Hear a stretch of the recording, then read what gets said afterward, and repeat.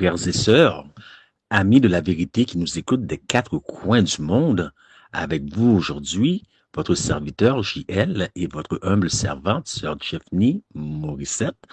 Comme vous l'aviez entendu dans dans la vidéo promo de sœur Jeffney, il va y avoir une nouvelle série de conférences qui vont porter sur, avant de dire oui, enrichissement matrimonial.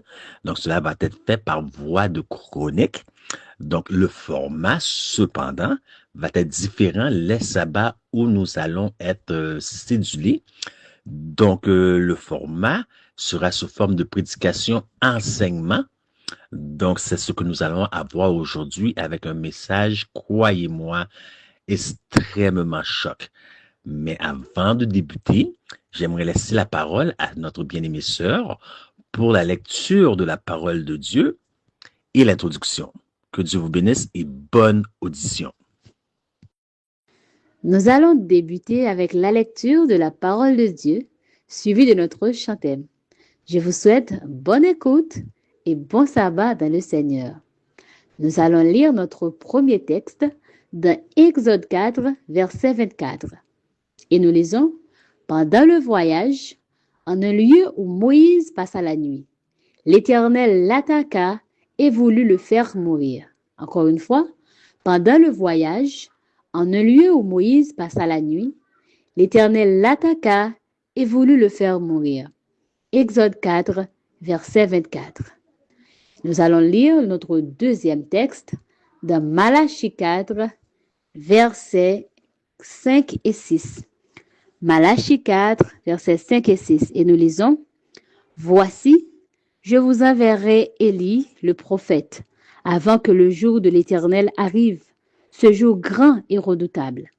Il ramènera le cœur des pères à leurs enfants et le cœur des enfants à leurs pères, de peur que je vienne frapper le pays d'interdit. » Encore une fois, « Voici, je vous enverrai Élie, le prophète, avant que le jour de l'Éternel arrive, ce jour grand et redoutable. Il ramènera le cœur des pères à leurs enfants et le cœur des enfants à leurs pères, de peur que je ne frappe le pays d'interdit. » Malachie 4, versets 5 et 6.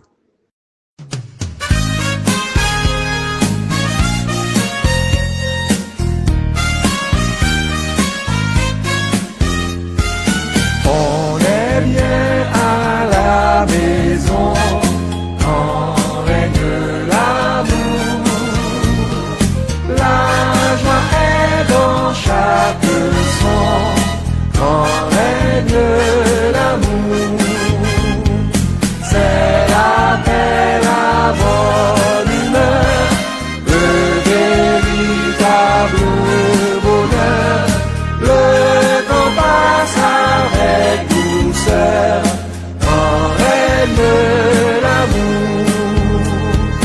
Au foyer, chaque jour, le temps passe avec douceur quand règne l'amour.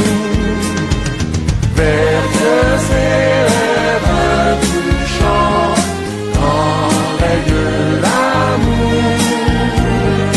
Point de mort et des chants quand règne l'amour.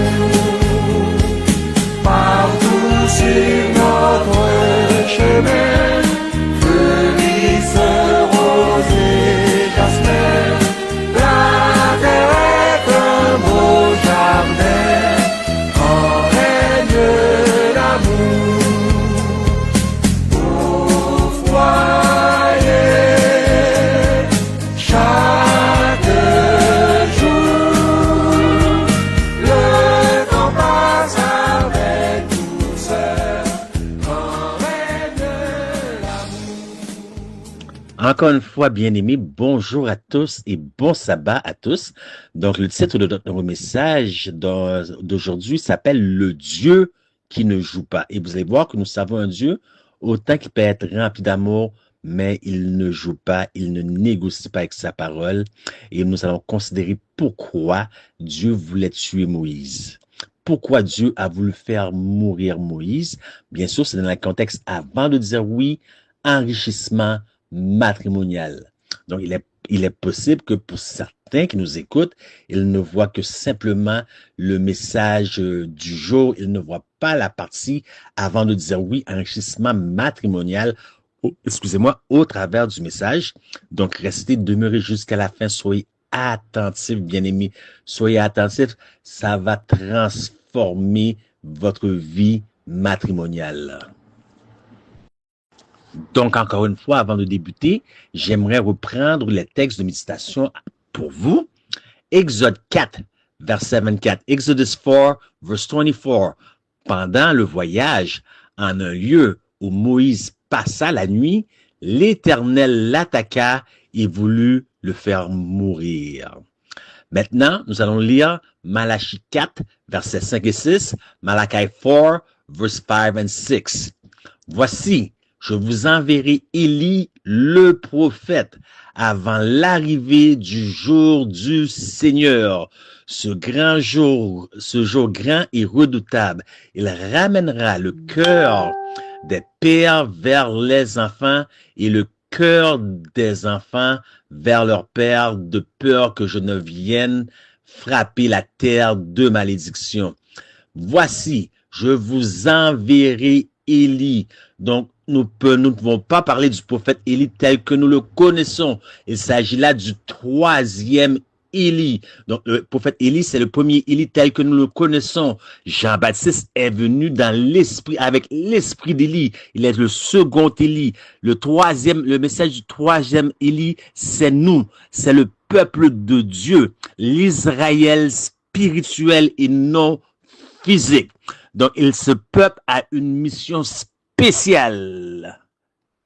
Mais vous allez voir qu'il y a quelque chose de plus grand et plus important que la mission de ce peuple. Prions le Seigneur. Éternel notre Dieu, notre Père,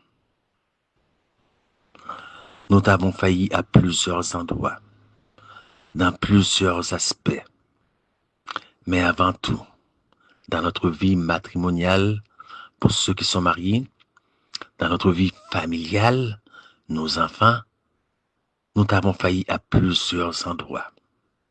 Et nous avons pensé que tu es un Dieu qui jouait.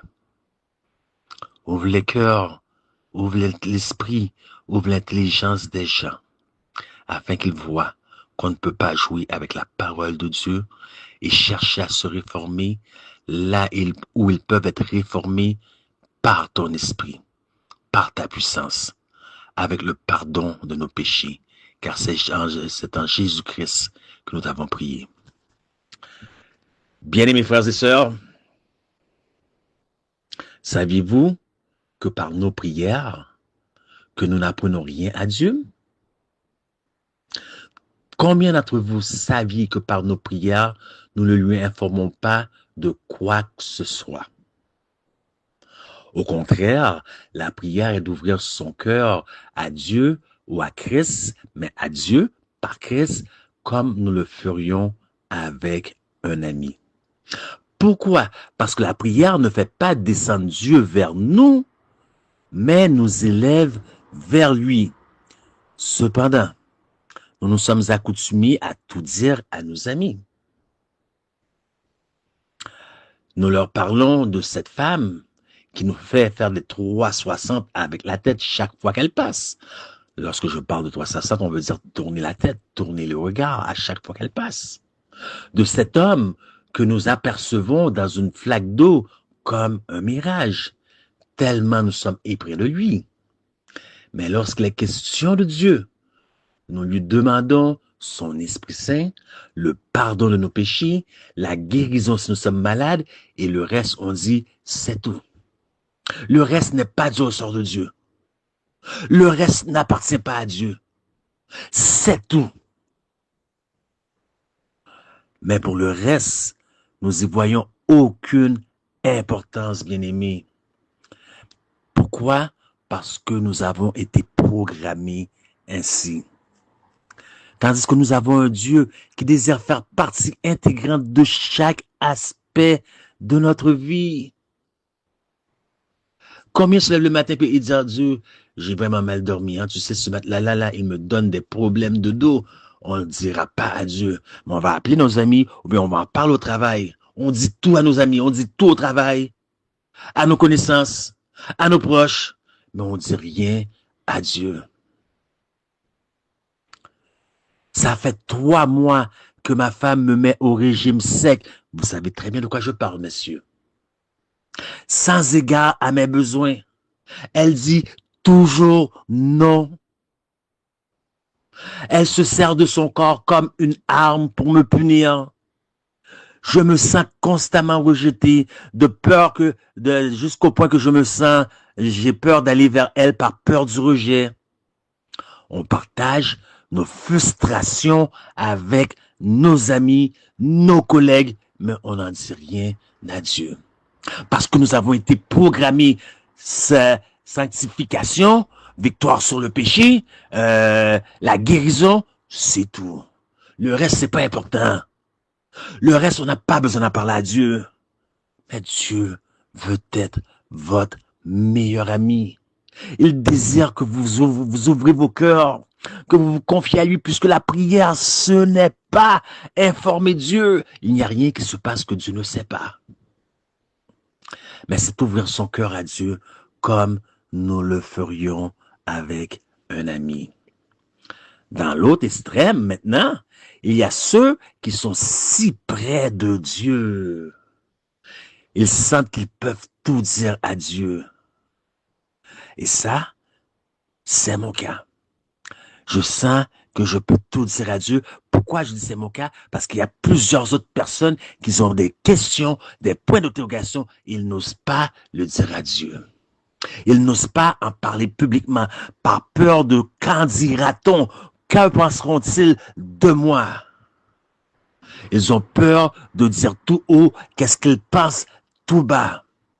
Mais que dans leur fond intérieur, ils savent qu'il y a des choses écrites dans la Bible qui ne font pas de sens. Hein, bien-aimés, nous, on prêche un évangile réel pour des gens vivant dans ce monde réel qui ont de réels problèmes. Arrêtons de faire notre plus saint que Tijan, notre holier than thou attitude, et avouons qu'il y a dans les Saintes Écritures des choses qui ne font pas de sens. Du moins à première vue, jusqu'à ce que vous allez creuser en profondeur. Des choses incapables à saisir pour notre perspective humaine limitée face à ce Dieu qui a dit « Mes voix ne sont pas vos voix, ni mes pensées, vos pensées. » Genèse 3, verset 16. Laisse-moi vous donner quelques exemples des textes qui ne font pas de sens. Genèse 3, verset 16. Genesis 3, verse 16. Tes désirs se porteront vers ton mari, mais il dominera sur toi. Moi, lorsque j'écoute un texte comme ça, je lis un texte comme ça fait tout mon bonheur. Je vais le prêcher comme si j'étais dans le contexte que j'étais moi-même marié, comme plusieurs le savent, donc je ne suis pas marié, pas encore, je n'ai jamais été, mais comme si j'étais marié, pour que ça fasse plus de sens. J'aime entendre que tous les désirs de ma femme vont se porter sur moi et que je pourrais dominer sur elle. Ça fait du sens, n'est-ce pas? Mais lorsqu'on considère la réalité dans laquelle nous vivons aujourd'hui, ce texte ne fait pas de sens.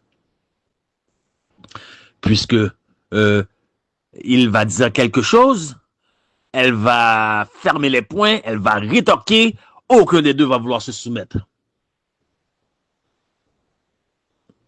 Ça, c'est la réalité de tous les jours. Conflit au-dessus, conflit dans les foyers chrétiens. 2 Samuel 6, verset 7. Voilà un autre texte qui, bien encore une fois, entre parenthèses, à première vue, ne fait aucun sens. La colère de l'Éternel s'enflamma contre Uza et Dieu le frappa sur place à cause de sa faute. Uza mourut là, près de l'arche de Dieu. J'arrive dans un texte comme ça, je me dis, pourquoi Seigneur? Ça fait aucun sens. Mais comme je l'ai dit, lorsqu'on est tellement près de Dieu, on peut tout dire à Dieu. On peut ouvrir notre cœur à Dieu comme à un ami. Puisque l'arche de l'alliance avait été enlevée, David décida, non, nous n'allons pas laisser la propriété de l'Éternel dans le camp de l'ennemi. Ils allaient dans le camp philistin, dans le camp adverse, chercher l'arche de l'alliance. En retournant, l'arche, qui est d'une grande valeur, allait tomber.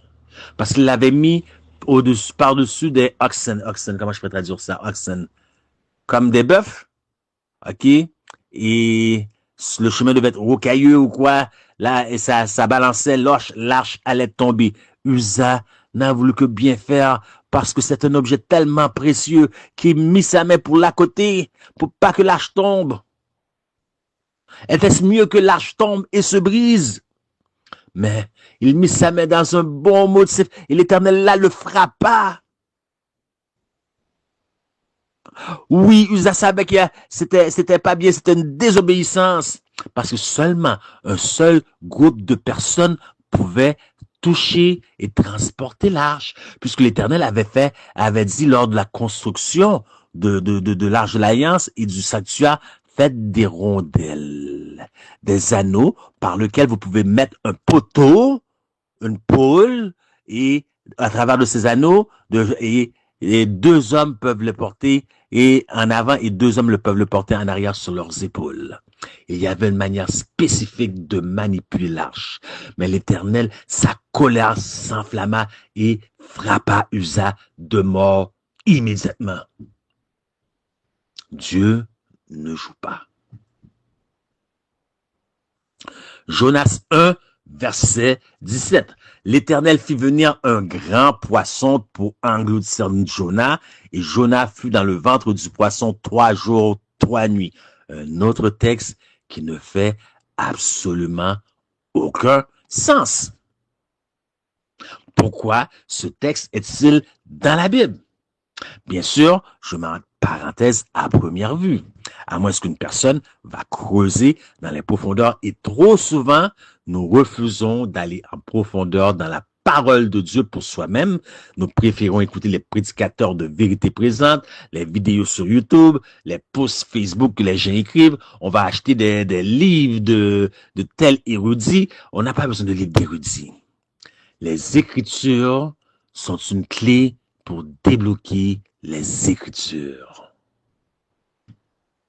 Donc, l'Éternel fait venir un grand poisson pour engloutir Jonas. Quel était ce poisson? Puisque moi, je considère le plus gros mammifère marin qu'on appelle baleine. OK? Une baleine, OK, peut-être une baleine peut engloutir un être humain. Mais si un être humain rentre dans une baleine, je vous garantis qu'il ne peut pas vivre 3 jours et 3 nuits. Est-ce que vous commencez à comprendre? Maintenant, la baleine l'animal comme tel, le grand poisson a englouti Jonas, il est rentré dans les eaux. Donc, dans les eaux, que fait-il lorsqu'il doit manger? Il ouvre la bouche. Dans l'eau, il absorbe l'élément qu'il doit manger en ouvrant la bouche. Combien d'eau Jonas aurait pu recevoir? Il y a plein de questions que je me pose. Et je dis, ça ne fait pas de sens. Philippiens 4.13, Philippians 4.13, je puis tout par celui qui me fortifie. Un autre texte qui ne fait pas de sens. Je puis tout. Je vous garantis que si vous allez au séminaire théologique pour étudier le pastorat, pas forceront, mais ce sont des cours obligatoires. L'hébreu et le grec. Passez 2-3 semaines à manquer vos cours, à ne pas chercher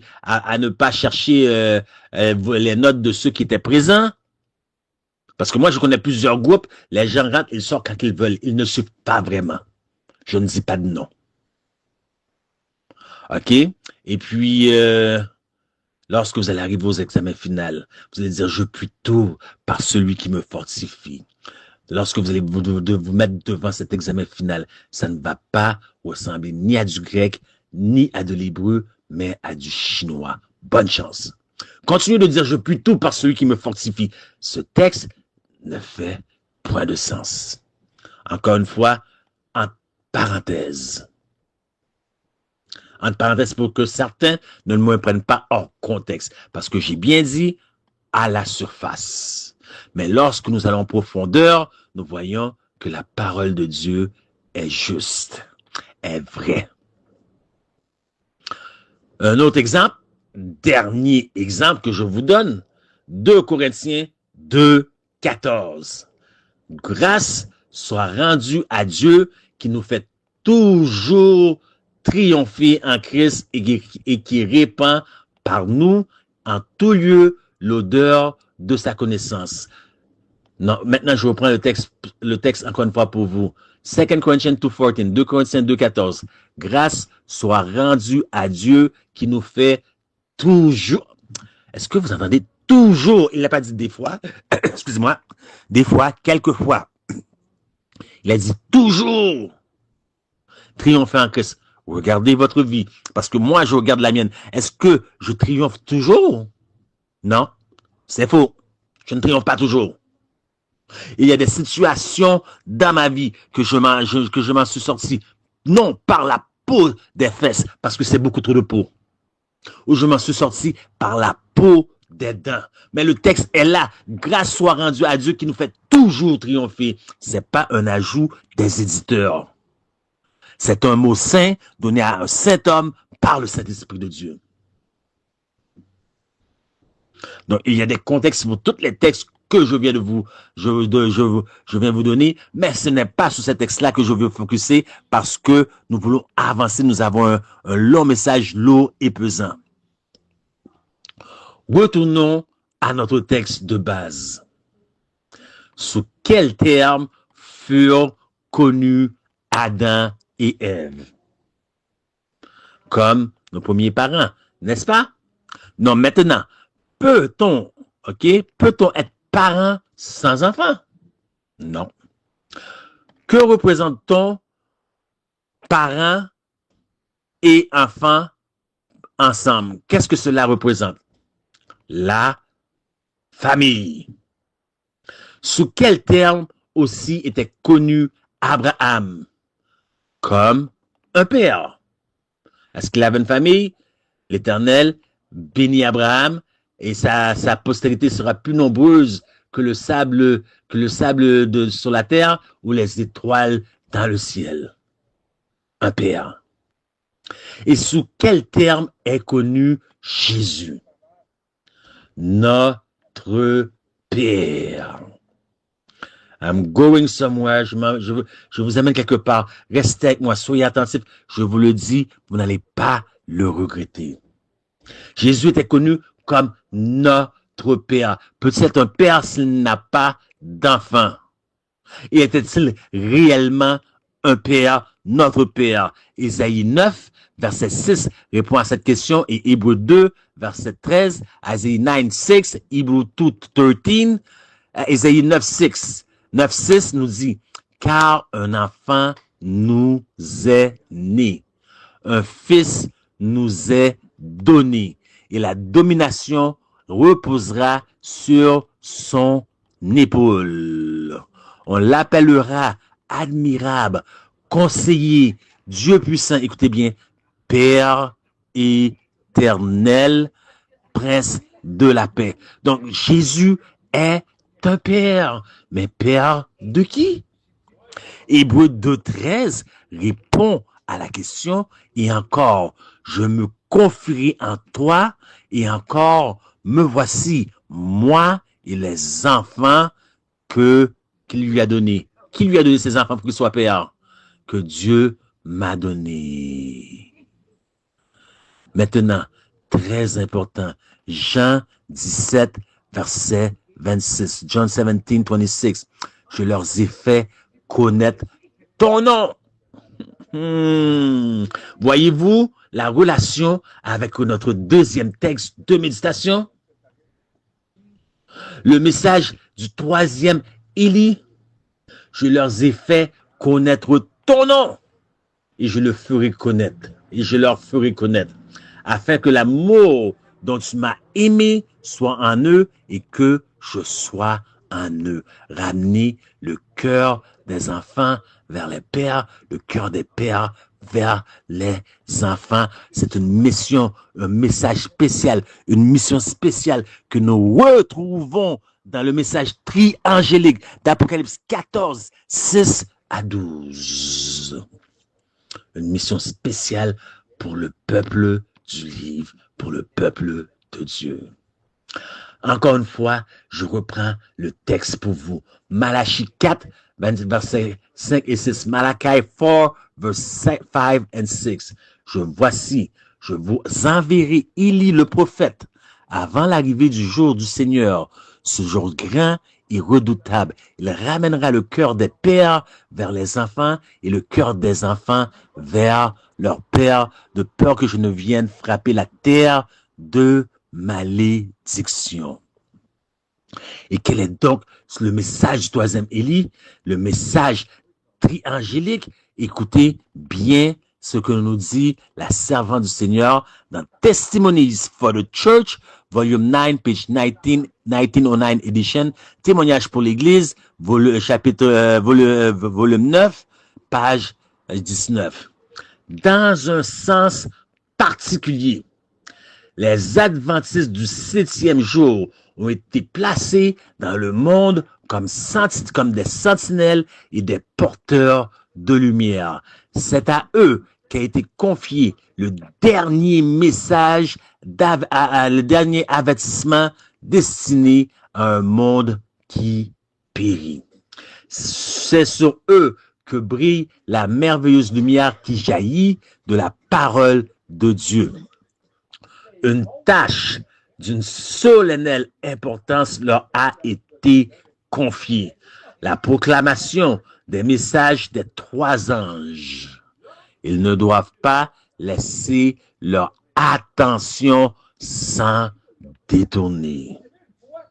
Est-ce que vous voyez l'importance, le fardeau qui repose sur nos épaules? Une tâche d'une solennelle importance, nous la servante du Seigneur. Et rien ne devrait nous détourner d'accomplir cette œuvre. Encore une fois, Exode 4, verset 24. Voyez-vous, bien-aimés, vous venez voir le poids qui repose sur nos épaules? Lorsqu'on prêche le bon message du triangélique, bien sûr, puisqu'aujourd'hui, il y a plusieurs messages triangéliques et je ne sais pas d'où est-ce qu'ils viennent. Exode 4, verset 24. Pendant le voyage, en un lieu où Moïse passa la nuit, l'Éternel l'attaqua et voulut le faire mourir. Bien-aimés, le même fardeau pesant sur nos épaules aujourd'hui est aussi le même fardeau qui reposait sur les épaules de Moïse. Et c'est là que notre texte de méditation ne fait aucun sens. Est-ce que vous comprenez? Ce texte ne fait aucun sens. Du moins, à première vue. Encore une fois, je le répète, à première vue. L'Éternel appelle Moïse à partir d'un buisson ardent. Il lui dit, « J'ai entendu le cri de mon peuple. Ces cris sont parvenus jusque à moi. » Et c'est par ton organe, Moïse. Moïse, c'est ta carcasse que je vais utiliser. C'est toi que je vais envoyer. Et par toi, je le délivrerai de la servitude de l'esclavage en Égypte. Mais Moïse passa son temps à trouver excuse sur excuse. L'Éternel passe près d'un chapitre complet à lui expliquer le quand, comment et pourquoi. Regarde, je vais te faire Pharaon je vais te faire Dieu devant Pharaon. Elohim. Je vais faire des prodiges par ton organe. J'endurcirai le cœur de Pharaon pour qu'il refuse, mais qu'il voie ma gloire. Il dit, toi, Moïse, il dit même, ok, tu dis que tu sais pas parler, et qui rend sourd, qui rend muet, qui délie la langue. Ok, va chercher Aaron. Je suis fatigué de parler avec toi. Il passe plus d'un chapitre à parler, à convaincre Moïse d'accepter pas à convaincre, il n'a pas à convaincre. À tout expliquer le quand, le comment et le pourquoi. Mais Moïse ne cesse de trouver des excuses. Ils ne me croiront pas. Qui dois-je dire que tu es? Et s'il me dit ci ou me dit ça, qu'est-ce que je dois faire? Moïse argumente avec Dieu. Plus d'un chapitre complet juste entre Dieu et Moïse. Voyez-vous comment Moïse était dur? Mais chaque fois, Moïse trouve des excuses, il amène des objections, démontre de l'incrédulité, de l'insécurité et de la peur.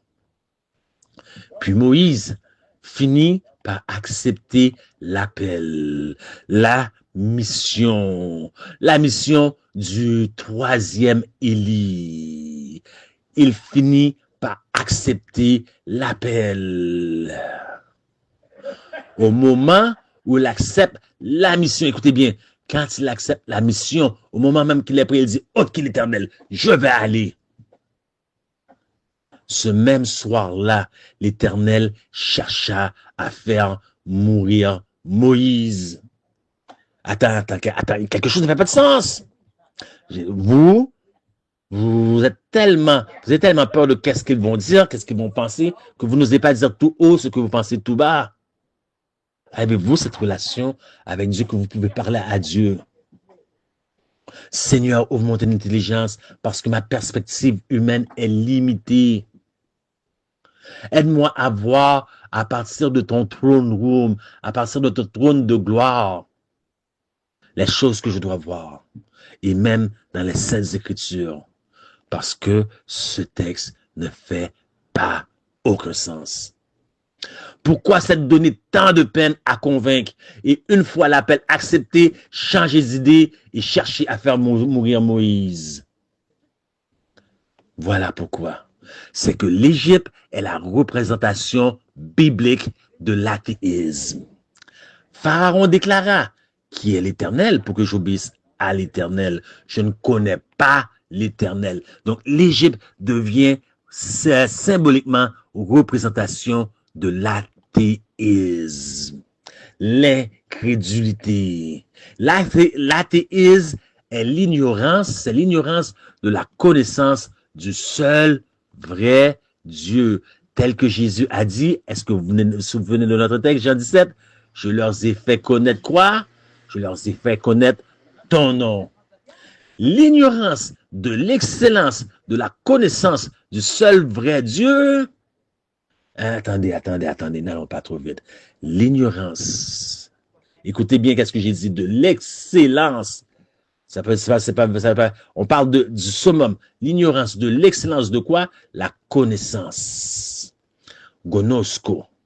Dans le grec, qui ne signifie pas un texte rempli de versets bibliques, de citations de l'esprit de prophétie, gnosko. C'est un terme utilisé dans le vrai sens du grec qui veut dire une relation sexuelle.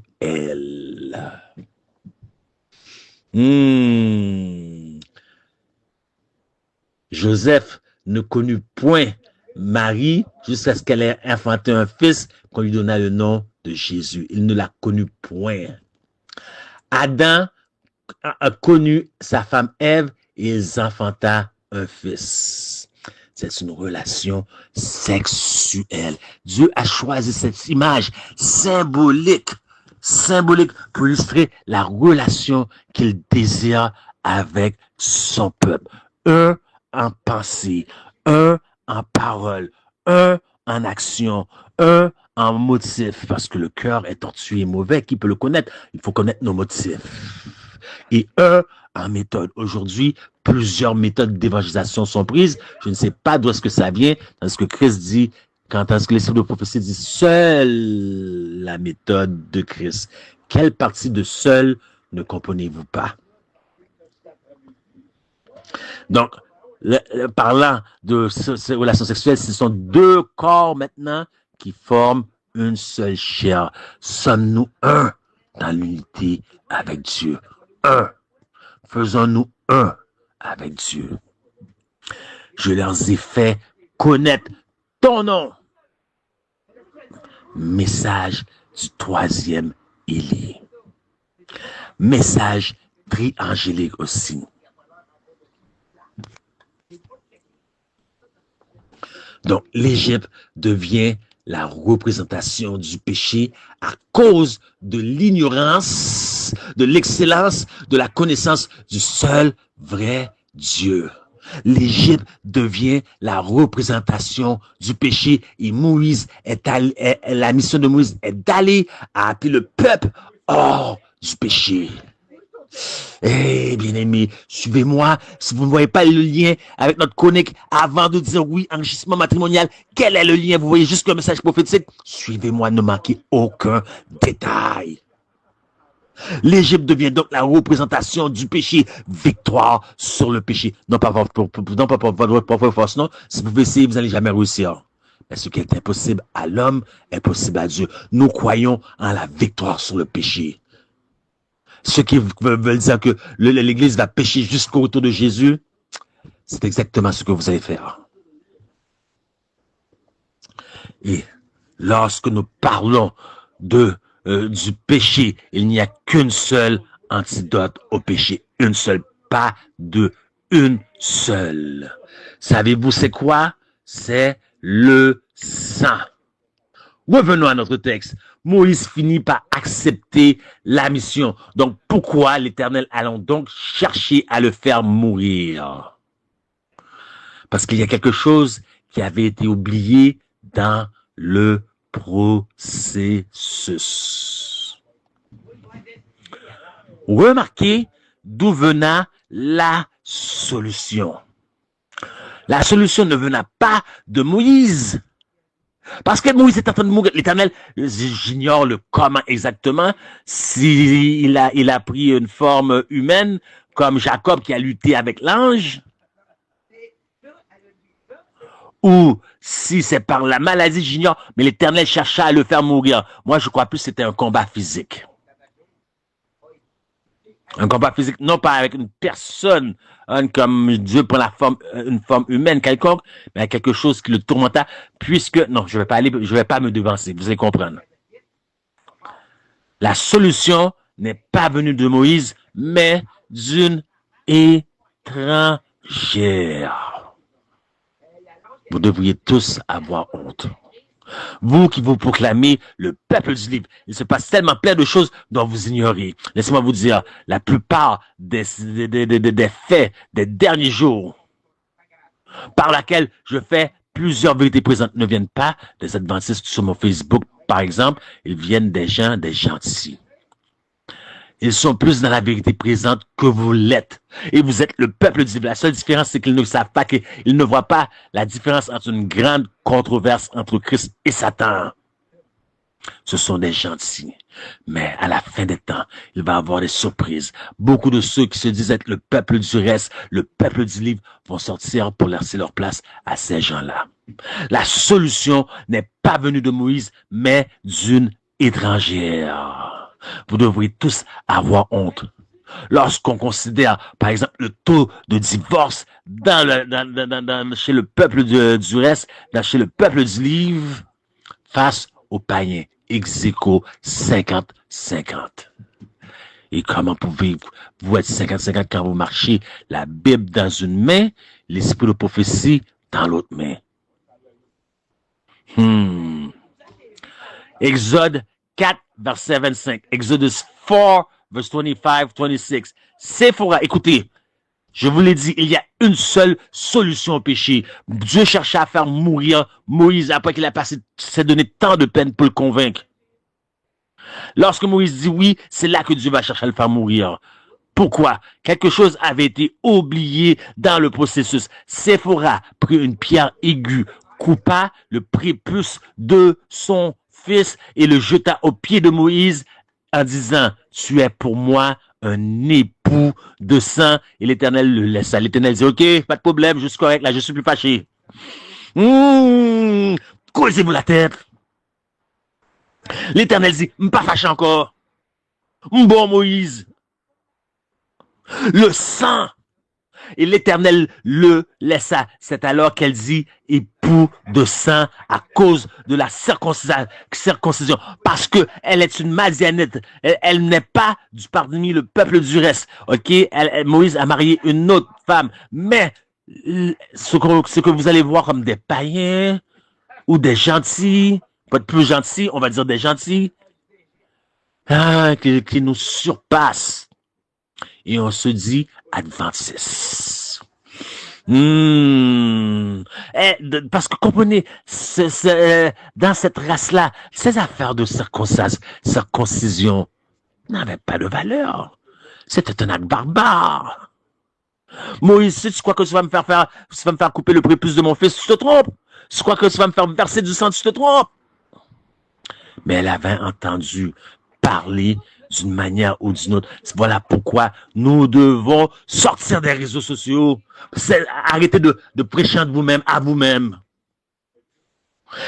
Personne ne devrait entendre l'évangile 2 fois tandis qu'il y a quelqu'un dans le monde qui n'a pas entendu une seule fois. Je dis tout le temps, si Paul, Jésus, les disciples seraient ici aujourd'hui, il n'y aurait aucun de sur TikTok, Instagram, Facebook, YouTube, WhatsApp. Ça se joue sur la ligne de front. C'est plus facile de se cacher derrière un écran, faire des vidéos qu'aller nourrir les pauvres, d'aller frapper porte en porte, faire des visites, guérir les malades. Donc, Séphora avait compris que l'Éternel avait besoin du sang. Et c'est exactement ce qui s'est passé. L'Éternel a dit, Moïse, on oublie tout. C'est bon, tu peux aller à ta mission maintenant. Quelque chose avait été oublié. Genèse 17, versets 10 et 12. Genesis 17, verse 10 to 12. C'est ici mon alliance que vous garderez entre moi et vous et ta postérité après toi. Tout mâle parmi vous sera circoncis. Vous vous circoncirez et ce sera un signe d'alliance entre moi et vous. À l'âge de 8 jours, tout mâle parmi vous sera circoncis selon vos générations. Qu'il soit né, écoutez, pour ceux qui vont écouter à partir de WhatsApp, qui ne voient pas le PowerPoint, qui ne voient pas les images sur l'écran, il y a ici quelque chose de souligné et d'encadré en jaune et en rouge, qui fait une démarcation, qu'il soit né dans la maison. Ah, attendez-moi, je vais reprendre pour vous, c'est trop puissant. À l'âge de 8 jours, tout mâle parmi vous sera circoncis selon vos générations, qu'il soit né dans la maison ou qu'il soit acquis à prix d'argent et tout fils étranger, sans appartenir à ta race. Attends, quelle est la séquence ici? Dans la maison, acquis à prix d'argent, appartenir qui n'appartient pas à la race. Par quoi l'Éternel a-t-il commencé? Par ton chez toi, par ta maisonnée. Qu'est-ce qui avait été oublié dans le processus pour lequel l'Éternel chercha donc à faire Moïse? C'est que le fait indiquait à Moïse qu'il y avait plus important que la mission. Est-ce que vous avez vu le fardeau de la mission qui reposait sur les épaules de Moïse? Il y avait plus important que ça. Les faits nous indiquent qu'il y a plus important que ce lourd fardeau reposant sur nos épaules en ces temps de la fin, qui est de prêcher le message triangélique, le jugement des vivants. Les faits indiquent qu'il y a plus important que la mission. Et qu'est-ce qu'il y a de plus important que la mission? Qu'est-ce qu'il y a de plus important? La famille. La famille, bien-aimée. C'est ce qu'il y a de plus important. Il y a des gens, on les voit, ils sont partout, connectés. Parfois, je me demande s'ils ferment leurs ordinateurs. Je me demande s'ils ferment leurs ordinateurs, s'ils vont se coucher. Vous regardez, ils sont toujours en ligne. Si c'est pas sur une plateforme, c'est sur une autre. Ils vivent d'être en ligne. Ils sont partout. Ils prêchent l'évangile en connaissance et en vérité. Avec force. Ils sont partout. J'ai connu une sœur. Elle faisait toutes ces simagrées sur la chair. Et toute la foule s'écrie, toute l'assemblée s'écrie, Alléluia, Amen, Amen, Amen. J'étais dans le bus. Et vous savez, lorsque vous voyagez en bus parce que vous n'avez pas d'auto, vous avez donc une vue panoramique. Et je regardais, je voyais son fils qui faisait ci, je voyais sa fille qui faisait ça. J'ai même croisé sa fille une fois dans l'autobus. Elle ne savait pas que j'étais présent. Elle était assise en arrière avec son copain. Et le copain lui tripotait dans un autobus rempli de monde, à l'heure de pointe, tripotait dans des endroits que je ne peux même pas citer ici en ligne. Sa fille, dans ce qu'elle fait ses simagrées sur la chair. Où sont vos enfants? Hein? Où sont vos enfants? Que font vos enfants? Grossesse en dehors des liens du mariage, vente de drogue et stupéfiants, alcool, addiction, pornographie. Que font vos enfants? Et vous pensez que vous êtes sauvés? D'où commence la séquence? L'Éternel va vous poser des questions. Qu'est-ce que tu as fait avec ceux que j'ai mis entre tes mains? Tu n'étais qu'un gardien. Ce sont mes enfants. Ésaïe 9, 5 et 6. On l'appellera Père éternel. C'était mes enfants. Vous étiez qu'une gestion. Qu'as-tu fait des biens, je laisse entre tes mains pour ma gloire, mes enfants. Nous allons débuter pour voir la famille. Nous avons vu que Dieu ne joue pas. Il était prêt à faire mourir Moïse et vous pensez qu'il n'est pas prêt à vous de refuser l'accès au ciel? Bien sûr, nos enfants sont nos enfants. Ils peuvent prendre leurs propres décisions, ils sont adultes. Faisons-nous comme Job. Sommes-nous à genoux, sur nos deux genoux, priant constamment pour nos enfants, que plutôt que d'être en ligne, sur les réseaux, jeûner pour nos enfants, que d'être sur les réseaux sociaux, que d'être dans tel ministère. Et lorsque vous avez un poste à l'église, vous allez consolider le poste. Parce qu'aujourd'hui, les gens qui sont élus par la petite commission, pour établir la grande commission, dans le comité de nomination, ok, pour choisir les ouvriers, c'est souvent du Mounpam. Rien n'est enseigné sur le sujet de la famille. Les pasteurs marient des gens prématurément. Il n'y a pas de préparation mariage fait pendant les 6 mois précédents. Prématurément. 2, 3 rencontres. Fini. On les donne à une autre personne. C'est occupe-toi de eux.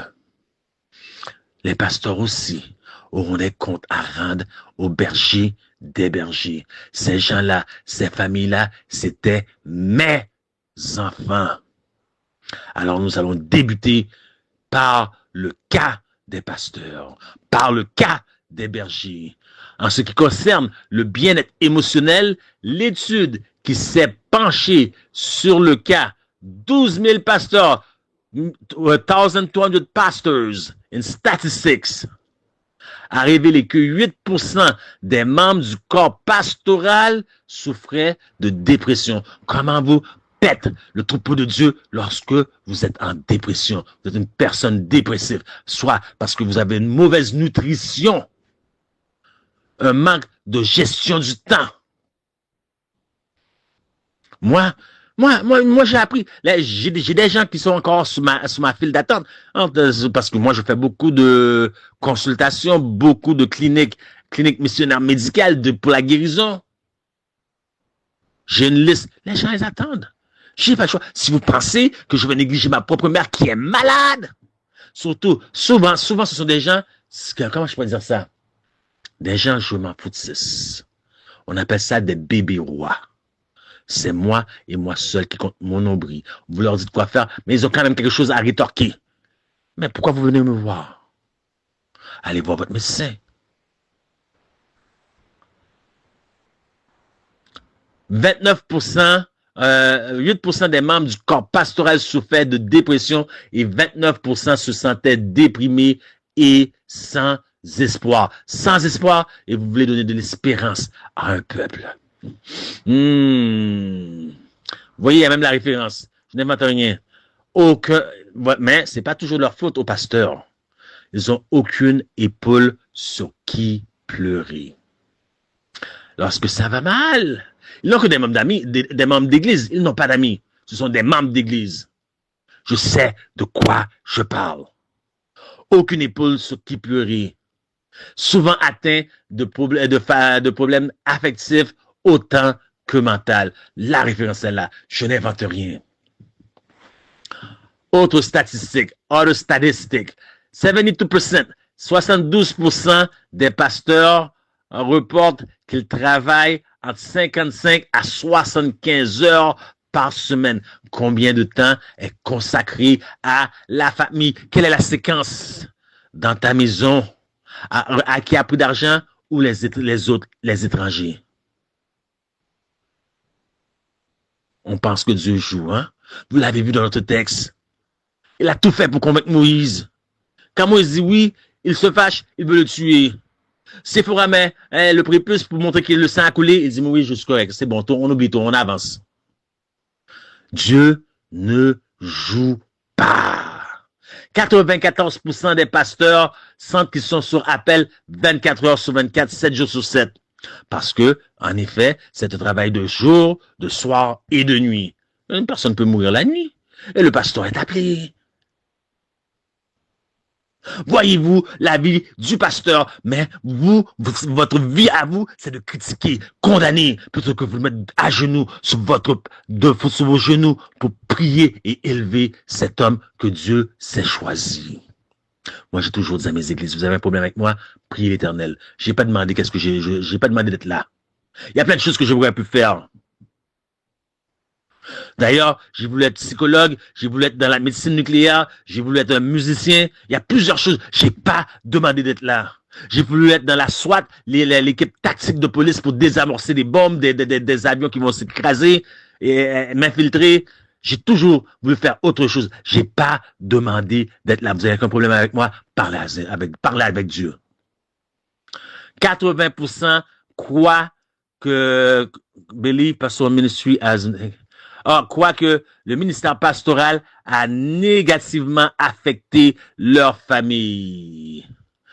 Many pastors' children do not attend church now because, beaucoup d'enfants de pasteurs ne vont plus à l'église à cause de ce que l'église a fait à leurs parents, leur famille. Tout comme cette sœur qui prêchait ou bien qui faisait ces trucs dans son ministère et toute l'assemblée criait des alléluia, alléluia. Il y a eu plusieurs instances dans ma vie où sur la chair, il n'y avait que des amen, des alléluia, des gloires à Dieu. On entendait ces choses-là. Et laissez-moi vous dire ça, c'est de la pure vitamine A pour les goûts du pasteur. Mais il y avait toujours 3 ou 4 personnes sur une assemblée de 120, des fois jusqu'à 200 personnes qui écoutaient les messages. 3 ou 4 personnes dans l'assemblée qui écoutaient le message avec incrédulité. Parce qu'ils savent que vous êtes un champion dans ce que vous faites dans votre ministère, mais que vous êtes pourri à la maison. Et ils savent à la maison sur quel bouton peser pour faire sortir votre vrai vous, que vous tentez de cacher à l'église. Pasteur Cleveland a dit, we double up to cover up. Ça peut pas se traduire en français, malheureusement. Merci à tous ceux qui parlent anglais. We cover up to double up. Ça veut dire nous mettons des masques pour masquer là qui doit être masqué et nous le faisons en double afin que personne ne le remarque. Nous donnons notre mieux de nous pour cacher des faiblesses. Toujours 3 ou 4 personnes dans l'assemblée qui écoutaient ce que je disais avec incrédulité. Et savez-vous qui étaient ces 3 ou 4 personnes? De quelle famille ils étaient issus? Ma propre chair même. 53% des pasteurs reportent que le séminaire ne leur a pas préparé au ministère. Je sais aussi de quoi je parle parce que je suis dans cette liste-là. 95% des pasteurs, écoutez, ne prient pas journalièrement, régulièrement avec leur épouse. Les époux qui prient ensemble, les couples qui prient ensemble demeurent ensemble. Je vais sauter l'autre. 70% des pasteurs rapportent qu'ils ont une mauvaise image de soi maintenant que lorsqu'ils ont commencé. Avec le temps, à force de se voir, de lire les Écritures, c'est comme plonger le regard dans un miroir. On ne reflète pas Jésus. Et plus qu'on contemple ce que le péché a fait dans ce bas monde, plus qu'on contemple notre état, plus qu'on va en profondeur, plus on voit notre état. Plus vous allez vous rapprocher de Christ, plus que vous allez voir votre état tel que vous êtes. Le contraste, la démarcation, donc avis à tous les, comment je peux dire ça là, les self-justified. Comment je pourrais bien traduire? À tous les pharisiens, on va dire, on va regarder ça, c'est un pharisien qui croit être mieux qu'un autre. 70% des pasteurs n'ont personne qu'ils considèrent comme un ami proche, aucune épaule sur qui pleurer. Poursuivons l'étude. 27% des pasteurs rapportent n'avoir personne vers qui se tourner lorsqu'ils sont dans un temps de crise, dans une situation. 27%. Mais eux, ils sont là pour tout le monde. Et malheur à vous, si vous avez manqué, ils vont oublier, une fois que vous avez manqué, ils vont oublier tout le bien que vous avez fait et ils vont stationner sur celui-là. 81% des pasteurs ont été tentés d'avoir, des pensées sexuelles inappropriées ou des comportements inappropriés avec quelqu'un dans l'église.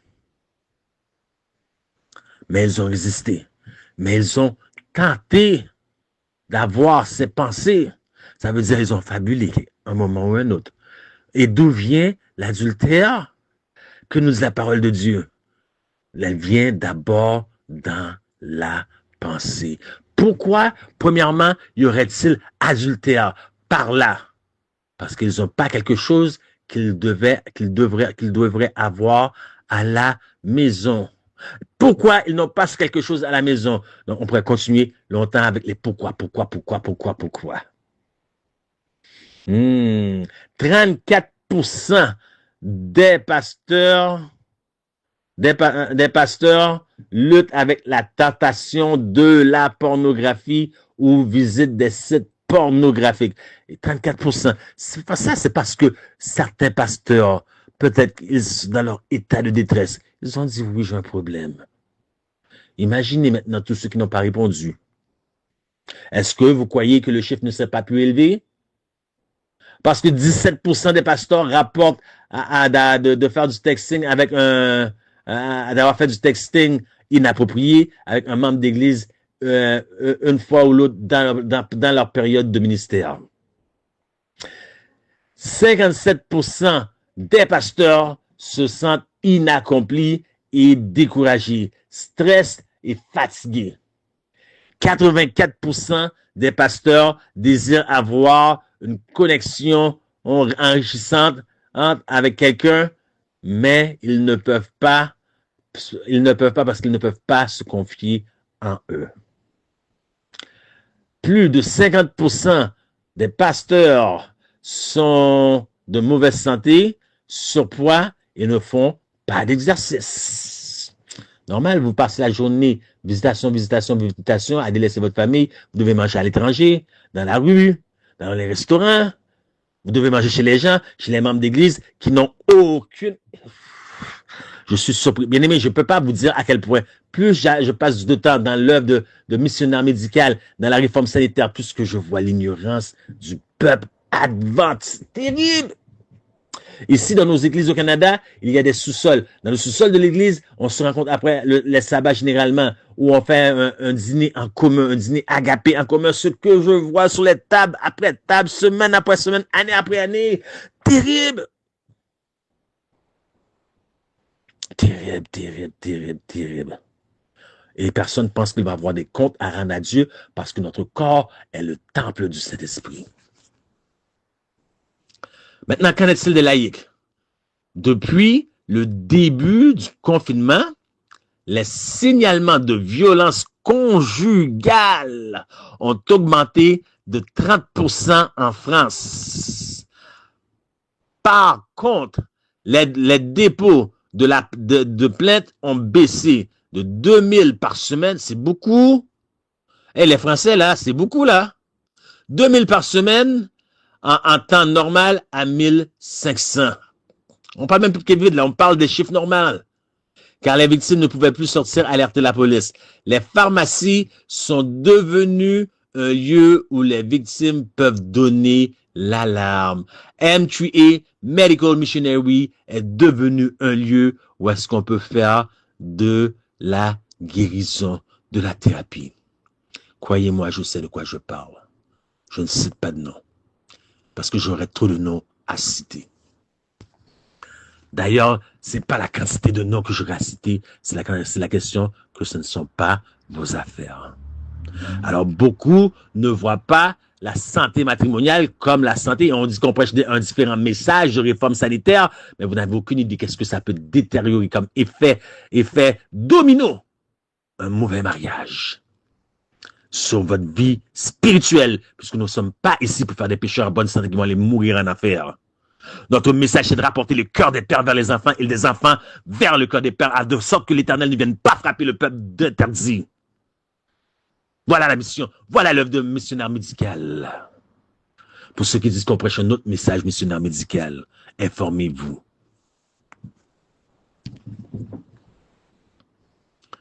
Au Québec, in Québec now, le sondage mené par le projet RAFA qui veut dire guérison, auprès de 503 adultes, 331 femmes et 172 hommes qui ont accepté librement d'y répondre, révèle que les 2/3 des répondants connaissent une ou plusieurs fidèles de leur église qui ont été victimes de violences conjugales. Il y a un problème dans la famille. Il y a un problème dans la famille et vous voulez accepter l'appel de Dieu? Vous voulez commencer par accepter l'appel de Dieu, aller prêcher à gauche, à droite, faire ci, évangélisation là, montrer à quel point vous êtes rempli de connaissances, alors que le problème débute dans la famille. Moïse avait oublié quelque chose dans le processus que Dieu voulait le faire mourir. Dieu dit, non, ça doit commencer chez toi. Il doit avoir du sang comme antidote. Pire, une personne répondante sur toi se considère victime ou occasionnellement victime de violences conjugales. Dans 18% des cas, les conjoints ou les partenaires de ces victimes occupent, écoutez, attendez. 18% des cas, les conjoints. Écoutez, l'étude a été faite après 503 adultes au complet. Imaginez si on aurait pris des millions. 18% à partir de 503, oui. 18% des cas, les conjoints ou partenaires de ces victimes occupent des postes au sein d'une paroisse, d'une communauté et même d'une église. Shame on us. Que j'ai pitié. Pornographie maintenant, pornographie. Les chrétiens et la pornographie, le petit secret de l'Église. Il y a plein de choses. L'Église ne prêche pas sur ces choses-là. Plusieurs statistiques depuis une dizaine d'années suggèrent qu'une proportion importante de chrétiens et de leurs dirigeants luttent avec l'addiction à la pornographie. Donc, vous voyez tout le monde à l'Église. Vous regardez l'individuellement. Vous n'avez aucune idée de ce qui se passe dans les foyers. Conférences, ouvrages, articles, groupes de parole, conseils, de nombreux moyens ont été mis en œuvre pour responsabiliser, informer, accompagner. Il semble malgré tout que le phénomène continue d'exister et peut-être même de progresser. Qu'allons-nous faire? Qu'allons-nous faire? 12% des sites dans le monde seraient des sites pornographiques. 12% seulement. 4,2 millions de sites. Et 72 millions de sites de visiteurs à travers le monde constituent un marché extraordinaire pour cette industrie. En 2012, 30% du trafic Internet était généré par la pornographie avec 100 millions de pages consultées chaque jour. 5 millions de pages. Je me demande combien de pages il y a. C'est déjà trop, 5 millions. Sans parler de drogue, alcool, mauvaise gestion des finances, parce que ça, on ne parle pas de finances à l'église, on ne parle pas de ça. Il n'y a pas de séminaire, il n'y a presque rien. Et la santé financière, personne n'en parle. Donc, il y a un sérieux, grand problème dans la chrétienté bien-aimée, dans les familles. Et beaucoup se marient sans considérer la partie avant. On ne se questionne pas sur le passé de son prétendant. Pas plus qu'on questionne son futur. Tout ce qu'on voit, c'est le moment présent. Les petits mots doux, la romance, les fleurs, le chocolat. On ne se questionne pas sur la santé émotionnelle et la santé, c'est l'intelligence émotionnelle de cette personne. Il y a plein de choses qu'on ne regarde pas. Et on ne sait même pas si on est compatible. Et deux personnes non incompatibles sont liées à vie maintenant devant l'Éternel par l'erreur d'un pasteur qui n'a pas pris le temps de faire son travail. On ne se questionne même pas sur notre état d'esprit lorsqu'on fait le choix d'un conjoint ou d'une conjointe, mais plutôt on va se tailler une image taillée dans notre tête.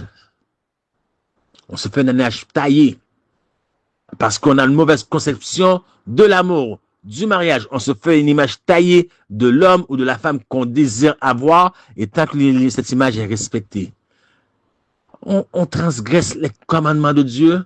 Tu n'auras pas d'autre Dieu devant ma face, tu ne te feras point d'image taillée. Mais le mariage, après le mariage, vos yeux s'ouvrent et vos illusions s'envolent, parce que l'homme que vous avez imaginé, l'homme que vous avez marié, c'était une image taillée dont vous êtes fait de lui. Maintenant, vous êtes en train de souffrir avec un homme ou une femme dont Dieu travaille dans un processus, parce que Dieu est toujours dans le processus avec chacun de nous, moi le premier. Mais votre épouse, elle ne veut pas le processus. Elle veut le produit final. Tandis que Dieu dit, j'ai pas fini avec lui. J'ai pas fini avec elle. Ce sont ces gens qui souvent votent en fonction de la petite et la grande comité de nomination. Pour choisir qui vont être élus comme en fonction dans l'église. Une fois que ces gens sont élus en fonction à l'église, ils ne se soucient pas de vous. Ils veulent garder un titre. Ils veulent consolider un poste année après année. Parce que ça leur valorise. Ils sont quelqu'un. Car l'ennemi a compris quelque chose que peut-être beaucoup d'entre vous n'ont pas compris. Ah, bien-aimé, ce message n'est pas facile. Qu'est-ce que l'ennemi a compris? Il a compris qu'il ne pouvait pas toujours attaquer l'Église avec des mensonges. I'm going somewhere. I'm going somewhere. Il ne peut pas toujours attaquer l'Église, détruire l'Église avec des mensonges. Parce que quelque part dans ce bas monde, il y a des gens qui ne jouent pas. Entre autres, votre serviteur, qui vont étudier et qui, par leur influence après, même s'ils vont, ils vont dire la vérité à 5, 6, qui vont prendre le temps d'écouter, bien sûr, puisque plusieurs ne prennent pas le temps d'écouter. Peu importe le nombre. Mais ça va porter fruit. Il va avoir un réveil. Les yeux vont s'ouvrir. L'ennemi a compris qu'il ne pourrait pas toujours utiliser le mensonge. Quelle est sa technique pour détruire l'Église de Dieu?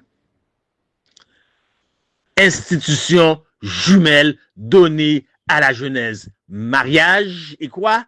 Et sabbat. L'un va pas sans l'autre. C'est comme Daniel et Apocalypse. Alors, vous pensez aller tenir bon dans les temps de détresse, dans les temps de la fin, être scellé? Ah, ok, dites, c'est la parole de JL. Il est fou. Dites ce que je vous voulez de moi. Dites tout le mal que vous voulez de moi. Vous pensez que vous êtes scellé sérieusement? Parce que vous avez fait un mauvais choix. Pas parce que vous étiez dans l'ignorance, mais parce que vous avez été selon votre impulsion, vos désirs pécheresses, d'accomplir, de remplir le moi, le second Dieu, qui prend la place du vrai Dieu dans votre cœur. L'ennemi a compris. S'il peut détruire la famille, il n'a pas besoin de mettre juste des mensonges dans l'Église. Parce que ce sont les deux institutions que Satan tente de détruire. Sabbat et mariage. Donc, mariage amène à la famille. S'il peut détruire la famille, écoutez la chaîne, regardez la chaîne. Détruisez la famille, vous détruisez ainsi la communauté. Détruisez la communauté, vous détruisez la société. Détruisez la société, vous détruisez quoi? Le monde. Voyez-vous la chaîne, l'effet domino que fait l'ennemi, et ce même si ce n'est pas un mauvais mariage contracté.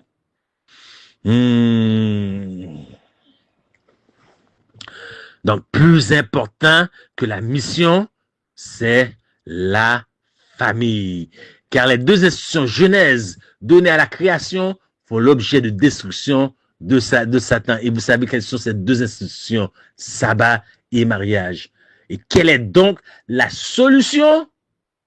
Regardez, la bête, bien aimé, la bête va donner la solution, une solution au monde entier. Laudato si, article 237 que je vais traduire pour vous. Le dimanche, notre participation à l'Eucharistie a une importance spéciale. Dimanche, comme le sabbat juif, est pour être un jour de guérison qui guérit notre relation avec Dieu, avec nous-mêmes, avec les autres et le monde. Est-ce que vous voyez la solution? Parce que ces choses-là que je vous ai dit, ça ne se passe pas juste dans l'Église. C'est 50-50 avec le monde. On est égal avec le monde. Alors vous voulez parler de Jésus, il vous regarde, et toi, que fait tes enfants présentement? C'est-tu à ton mari présentement? Il t'a dit qu'il allait faire des commissions, c'est-tu qu'il est au bar, ou bien avec les copains, ou chez un tel X? Qu'est-ce que tu as à m'offrir? Qu'est-ce que tu es de plus important que moi? Regarde-toi.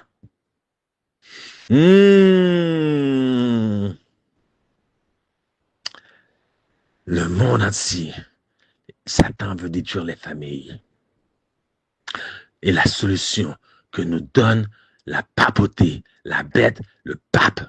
Celui-là a été écrit par l'ancien pape, l'encyclique papale numéro 3, Laudato si.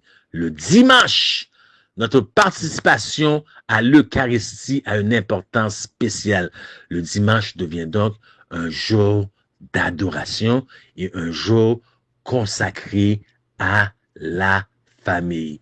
Donc, pour ceux qui parlent anglais, prenez un screenshot, vous pourriez lire le reste de la citation ou aller sur Google, tapez Vatican, site du Vatican, vatican.com, ok, tapez Laudato Si.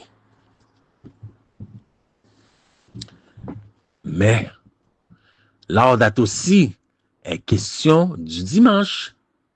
Et pourtant, il existe une église militant contre la loi nationale du dimanche. Alors, depuis qu'ils entendent parler du sabbat du 7e jour, ils perdent la tête. Ils se laissent facilement séduire. Tandis que Jésus a donné comme avertissement qu'il y aurait séduction à la fin des temps.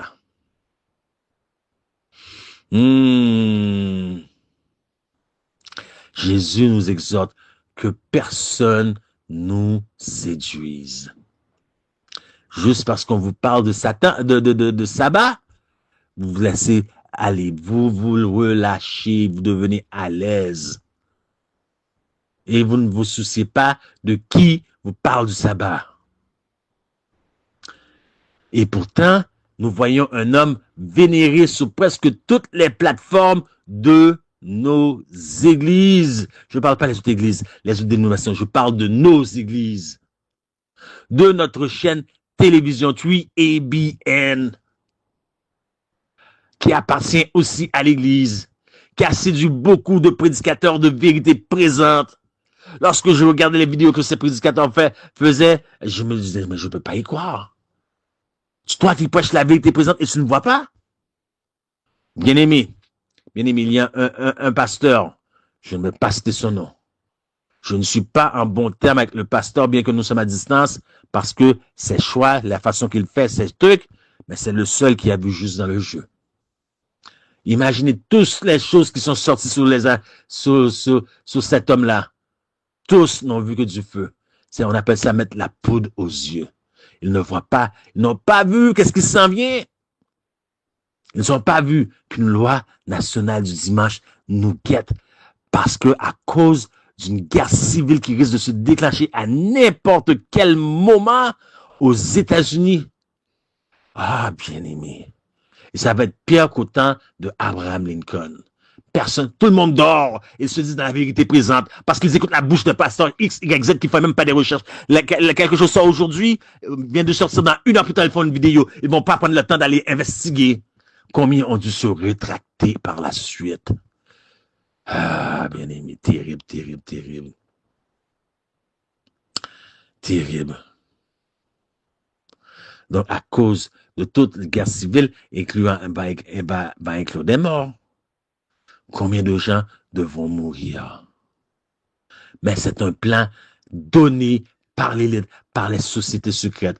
Donc, l'aile gauche va faire la guerre à l'aile droite, l'aile droite fait la guerre à l'aile gauche, mais les deux ailes appartiennent au même oiseau. Et vous êtes pris dans le milieu, on vous joue dans le milieu, on joue dans votre tête, vous qui êtes dans le milieu.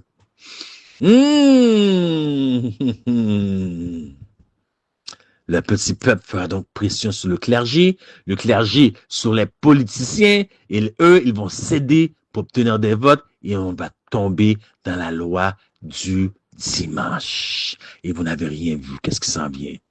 Et vous n'êtes pas préparés. Famille, nous pas prêts, nous pas préparés. Si le travail ne commence pas dans votre maison et vous voulez prêcher à tout le monde entier. Vous voulez sauver un peuple de l'Égypte. Vous voulez sortir un peuple de Babylone pour la 3e exode. Tandis que votre maison est en mauvais état. Vos enfants sont sous la drogue, ils vont plus à l'église, ils vont regarder la pornographie, ils sont en dehors de l'insacré du mariage. Les choses me passent. Tellement c'est trop. J'ai vu de toutes sortes. Croyez-moi, je ne peux pas citer tous les exemples. Et là, voyez-vous, vous êtes pas sur vos 2 genoux, vous n'intercédez pas, vous ne parlez pas. votre famille, c'est votre première église. Si vous n'avez pas encore d'enfant, votre mari, votre épouse. Maintenant, nous voulons écouter ce que cet homme avait à dire. Maintenant, regardez la citation de cet homme. On Sunday, put the phone away, stay off social media, go to church, read the Bible, spend time with your family. OK, il y a quelque chose qui ne marche pas là. Laissez-moi vous traduire la traduction. Le dimanche, mettez de côté votre téléphone, restez en dehors des réseaux, des médias sociaux, allez à l'église. Quand? Le dimanche. Lisez la Bible et passez du temps avec votre famille. Attends, est-ce que c'est le sabbat ou le dimanche? C'est confus là, je suis confus. Is it Sabbath or Sunday? Make up your mind, Kirk.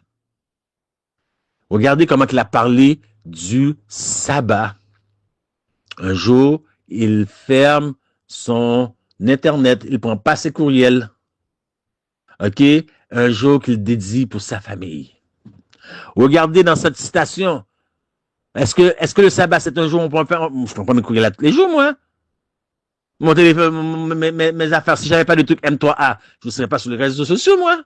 C'est facile de prendre une journée, fermer tout ça.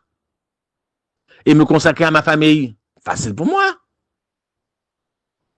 Mais l'aspect adoration, message du premier ange. L'aspect adoration, il va où?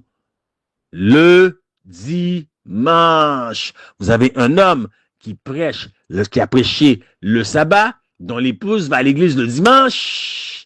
Et je pourrais dire, il y a trop à dire. Il y a trop à dire, je me retiens, OK? Je me retiens. Pour vous qui êtes toutes séduits en ce moment, là où est votre idole, là aussi vous serez. OK? Donc, c'est ce qu'il a dit. Maintenant, nous savons que tous les papes qui sont venus ont prêché pour le dimanche. Le dimanche est la marque de la bête. Pour ceux qui nous écoutent une première fois, une bête en prophétie, c'est une nation, une puissance. Daniel 2, allez dans Daniel 7, c'est la même prophétie. On appelle ça une prophétie parallèle, mais plutôt que d'utiliser des nations ou des métaux, je veux dire, ils utilisent des bêtes. Lisez le chapitre 7 au complet. Ils vont dire, ces bêtes-là que tu as vues, ces quatre moissons. Donc, la marque de la bête, il dit, dimanche est la marque de notre autorité, une loi nationale dimanche. Dimanche peut être leur loi de notre autorité. Ça contredit la loi de l'Éternel qui est le sabbat. Nulle part dans la Bible, vous trouvez qu'on peut adorer le dimanche. OK? 2, c'est pas, la loi de l'Éternel n'a rien de coercif. OK? Rien de coercif dedans. Mais nous savons que depuis 321, à plus tard, lorsque le pape rentrait en fonction en 538, à partir de 538, lorsqu'il monta sous la protection de Bélisère dans l'armée et du décret Justinien, OK? Tout, ça a toujours été le dimanche. Écoutez maintenant ce que ce pape tente de nous dire. Pope Léon is going to talk to you. Il sabato santo è anche un giorno di riposo. Secondo la legge ebraica, nel settimo giorno non si deve lavorare. Infatti, dopo 6 giorni di creazione, Dio si riposò. Ora anche il Figlio, dopo aver completato la sua opera di salvezza, riposa. Non perché è stanco, ma perché ha terminato il suo lavoro. Non perché si è arreso, ma perché ha amato fino in fondo. Non c'è più nulla da aggiungere.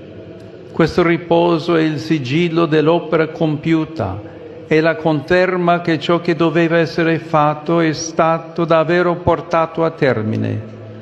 È un riposo pieno della presenza nascosta del Signore. Today we contemplate the mystery of Holy Saturday, the day of great silence and joyful expectation. Just as God rested after creating the universe, so did the Son rest after completing the work of redemption, having loved us to the end. We too are invited to find quiet and restful moments amidst the frenzy of our daily activity. Our rest in God's presence can renew our spirit and open us to His grace, while meditative silence can enable us to express better God's word to others. In this regard, may we learn from the Blessed Virgin Mary to embrace the silence and stillness of Holy Saturday, trusting in the Lord without ever losing hope. Que fait exactement Pape Léon? Pape Léon. Et depuis on parle de sabbat, vous vous laissez séduire. Peu importe qui prêche pour le sabbat, en faveur du sabbat, vous vous laissez séduire. Que fait Pape Léon? Derrière l'histoire de Charlie Cook, il y a toute une grande controverse, toute une manipulation, tout est scripté du début à la fin. Donc, il vient faire un coup de politique pour jouer dans votre tête. Il vous dit, adorez le sabbat du 7e jour. C'est le vrai jour d'adoration qu'on devrait adorer de la bouche d'un pape. Mais il va continuer à faire son homélie dimanche prochain. Je vous le garantis. Et tout le monde s'est laissé séduire. Mais que nous dit l'esprit de la prophétie? Great Controversy, chapter 35, Liberty of Conscience, page 571. La grande controverse, donc je ne sais pas si ça, les chapitres vont être identiques. Les chapitres sont identiques. Chapitre 35, Liberté de conscience, mais la page peut varier. OK? Que nous dit? Je vous le lis verbatim en anglais. OK? Parce que ma traduction à moi peut-être pas bonne, mais je vais vous le dire verbatim. The Roman Church now present a fair front to the world, covering with apologies a record of horrible cruelty. She has clothed herself in Christ-like garment, but she is, est-ce que vous entendez bien? Unchanged. Every principle of the papacy that existed in past ages exists today. Continuez à vous laisser séduire. L'Église romaine présente désormais un visage juste au monde, dissimulant sous des excuses son passé de cruauté horrible. Elle s'est revêtue des habits du Christ, mais elle demeure inchangée. Tous les principes de la papauté qui existaient autrefois subsistent aujourd'hui. Aujourd'hui. Alors, le problème des familles, vous voulez vraiment vous arrêter à Laudato Si pour pouvoir gérer vos conflits dans la maison, pour pouvoir passer du temps de qualité avec vos maris, vos épouses. Vous allez vraiment vous arrêter sur celui sur la solution de celui qui veut détruire la famille. Ce n'est pas le pape qui veut détruire la famille, c'est Satan lui-même. Et vous allez vous arrêter sur la décision de la papauté. Vous allez supporter ce Laudato Si là. La famille. Dans un sens, encore une fois, Dieu nous a confié une mission. Dans un sens particulier, Testimony for the Church, volume 9, page 19. Dans un sens particulier, les adventistes du 7e jour ont été placés dans le monde comme sentinelles et quoi? Et porteurs de lumière. C'est à eux qu'a été confié le dernier avertissement destiné à un monde qui périt. C'est sur eux que brille la merveilleuse lumière qui jaillit de la parole de Dieu. Une tâche solennelle, d'une solennelle importance leur a été confiée. C'est la proclamation des messages des 3 anges. Ils ne doivent pas laisser leur attention s'en détourner.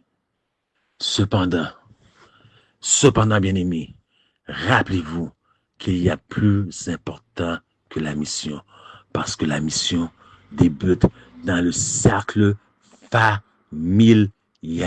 Et soyez sûrs que vous avez choisi le bon conjoint, la bonne conjointe si vous n'êtes pas encore marié. Si vous êtes déjà marié, suivez nos chroniques, car Dieu a envoyé son Fils qui est mort et ressuscité. Tout pouvoir lui ont été confiés. En Apocalypse, il dit, je tiens les clés de la mort. Il roule encore la pierre. Il est le même hier qu'aujourd'hui. Il roule encore la pierre. Il ressuscite encore. Il peut encore, c'est le même Dieu qui peut ressusciter ce qui était mort. Ça veut dire votre foyer, votre couple. C'est ce Dieu qui ferait de chemin, qui ouvre la mer Rouge devant vous. Et nous sommes là pour vous aider. Ne manquez pas nos chroniques. Sœur Jeffney et moi, nous allons répondre à toutes vos questions. Ou disons même que toutes vos questions seront répondues au travers de ces chroniques. Nous avons tenu à commencer officiellement aujourd'hui en présentant ce message, à savoir que c'est la chose la plus importante. C'est la chose que Satan veut détruire, la famille, afin de détruire l'Église. Que Dieu vous bénisse. Nous nous revoyons très bientôt, si Dieu le veut.